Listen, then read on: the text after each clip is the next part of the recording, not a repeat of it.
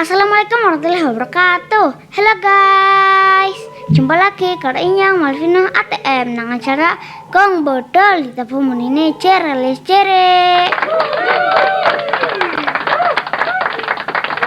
Ajak lalen, like, subscribe, and share video ki ya sebanyak-banyaknya. Aktif juga notifikasinya alias loncengnya. Nang itu Inyang Malvina ATM.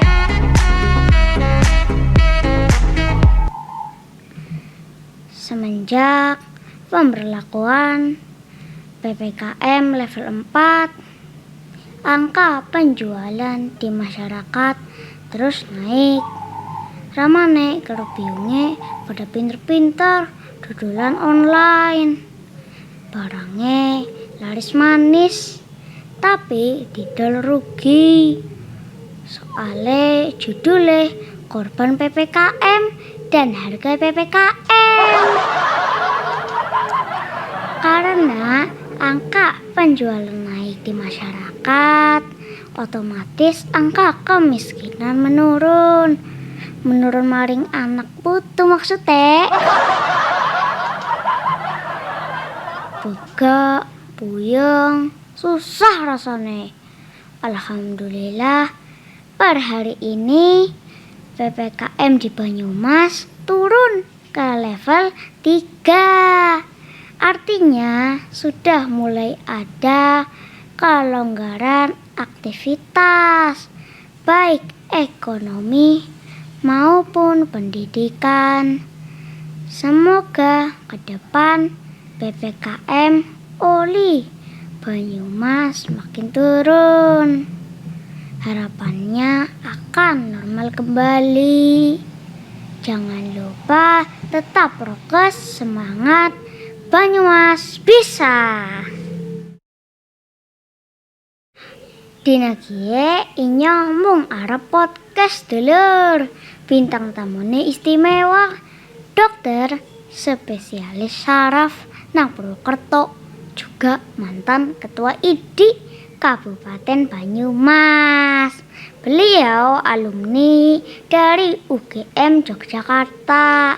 Saat ini berdinas atau praktek di Rumah Sakit Margono Purwokerto.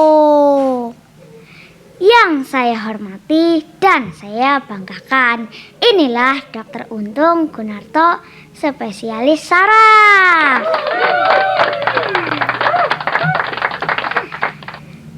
Assalamualaikum dok, semoga sehat and happy selalu.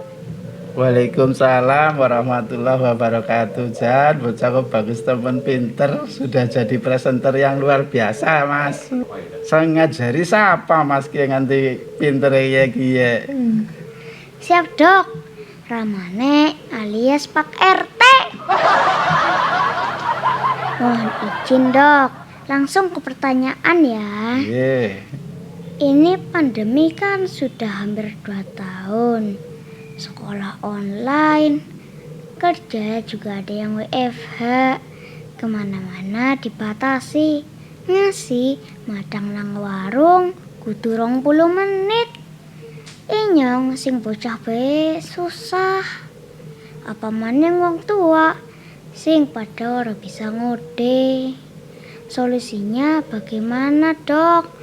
Apakah kita harus berdampingan dengan COVID atau bagaimana biar tetap bisa aktivitas seperti biasa? Ramane karo biunge bisa ngode. Iya mas, ini memang penting sekali, itu pertanyaannya luar biasa buat semua teman-teman ya, sama para orang tua, bahwa pandemi kan sudah 2 tahun. Sebenarnya kita nggak usah ragu-ragu, cara ngatasinya ya prokes. Kalau kita prokes, aman, tidak kena COVID, tidak memberikan COVID ke orang lain, bisa aktivitas biasa sih, sekolah-sekolah. Ini kan levelnya juga kebetulan sudah turun. Walaupun nanti ke 1 levelnya atau kedua, prokesnya tetap di rumah, di lingkungan, di tempat kerja. Prokes menjadi kebiasaan sehingga nanti kegiatan tidak terhalangi mas. Begitu. Jadi sudah yakin prokes itu sudah bisa ngatasi karena sudah 2 tahun kita bisa membuktikan. Ngaten Mas. Siap dok. Sekarang kan sudah banyak masyarakat yang divaksin. Apakah dengan sudah divaksin sudah aman dari COVID-19 dok? Ya, vaksin itu juga bagian dari hal yang penting agar kita bisa berdampingan dengan COVID. Cuma memang walaupun sudah divaksin bisa saja kena COVID, tapi kalau kena COVID menjadi lebih ringan dibanding yang enggak vaksin. Kalau sudah lebih ringan, kita bisa sembuh dari COVID, kita menang dari COVID, kegiatan tetap bisa jalan.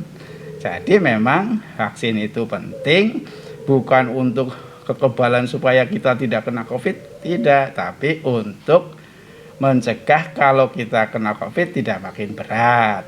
Usaha kita jangan kena COVID, gitu Mas. Begitu ya dok. Misalnya ada orang yang tiba-tiba hilang indera perasanya dan indera penciumannya, cara penanganannya atau solusinya bagaimana dok biar tidak panik? Iya, memang tidak perlu panik kalau hilang penciuman, hilang rasa. Nomor 1 ya cuci hidung, cuci mulut. Kalau kita yang orang muslim berwudu yang benar itu sudah mengatasi. Habis itu latihan mencium benda-benda yang tajam, seperti kalau di rumah ada kopi, ada teh, ada minyak wangi, dilatih terus, tapi nggak perlu panik. Begitulah, nanti kalau ada kesempatan segera nyiapkan diri untuk memastikan ini kena apa. Karena kalau kena COVID juga tidak harus serius sekali. Kalau sudah hilang bau dan hilang rasa itu malah tanda yang tidak terlalu serius untuk COVID. Jadi nggak perlu panik. Tapi tadi yang penting begitu ada rasa hilang, cuci hidung, cuci mulut. Yang paling gampang orang muslim itu wudhu yang bagus. Ya, ada kan kita kalau wudhu ada yang hidungnya, ada mulutnya, ada kumurnya ya, ada muka sekalian malah jadi bersih, tangannya juga bersih. Nah, kemudian mencari benda-benda atau barang-barang yang baunya tajam, dilatih minyak kayu putih, tapi dilatih ciumannya. Kemudian rasa juga yang asin, yang manis dilatih. Biasanya malah itu sekalian jadi mempercepat tadi rasa hilang bau dan hilang rasanya Mas. Jadi tidak perlu panik. Nanti kalau kesempatan kok masih lanjut baru ke dokter untuk ditentukan kenapanya, apa hanya pilek, flu, karena flu dan pilek sendiri juga kadang membuat sama, hilang rasa sama hilang penciuman. COVID juga. Siap dok, mantap petunjuknya. Ngomong-ngomong, dokter Untung jadi dokter merupakan cita-cita dari kecil atau hanya ikut-ikutan teman? Terus kenapa jadi dokter syaraf pilihannya? Bukan jadi dokter anak saja. Jadi kalau saya periksa kan bisa gratis. Iya, iya. Nah, jadi dulu Pak Dokter waktu kecil kalau lihat kan dokter saudaranya banyak, ada 8. Kalau lihat saudara-saudara pada sakit, rasanya pengen bantu, pengen ikut ngobati. Kalau teman-teman sakit, tetangga sakit, rasanya juga pengen ikut bantu, ingin ikut ngobati. Itu yang menjadikan Pak Dokter pengen jadi dokter. Nah juga sama, sering lihat orang yang sakit saraf itu diobati kok kayaknya susah, nggak sembuh-sembuh. Jadi kepengen mendalami ilmu saraf. Itu Mas. Mantap dok. Terima kasih atas waktunya dok. Berkenan hadir di acara Gung Bodol. Semoga sehat dan sukses selalu. Amin. Amin. Wes ya sedulur, tonton terus acara Gung Bodol tapumune cara alias cere. Ajak lalen, tetap karo masker, cuci tangan, dan jaga jarak. Matur nuwun. Wassalamualaikum warahmatullahi wabarakatuh. Dah.